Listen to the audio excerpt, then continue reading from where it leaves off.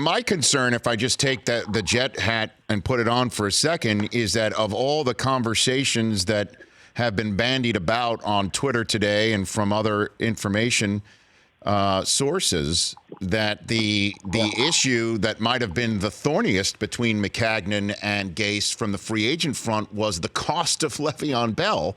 And if there's any player in the history of the NFL, and certainly since you and I have been covering it, that has made it known how important it is what he gets paid, and has made it known by withholding his services, it's Le'Veon Bell. I mean, so is that true? And if that's true, how is that going to affect things with the guy who's sticking around being the one who's been rumored or reported to have the problem with paying him as much as Bell got paid?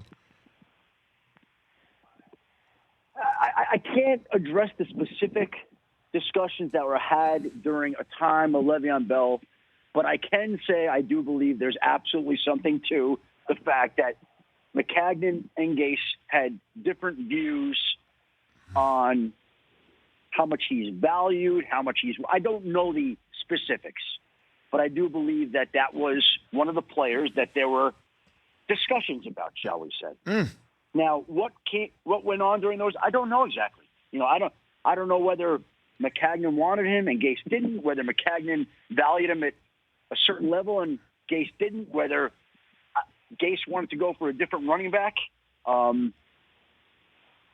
Again, I don't know that there are a lot of people who know, and eventually over time maybe it'll come out, but I think that there's definitely something to all the smoke that has been blowing about where Le'Veon Bell fits into all this. That's no bueno, Adam. I mean, that's something that lingers. I mean, that's something that absolutely, unless Gase's first call is interim general manager. But Rich, let me say this too.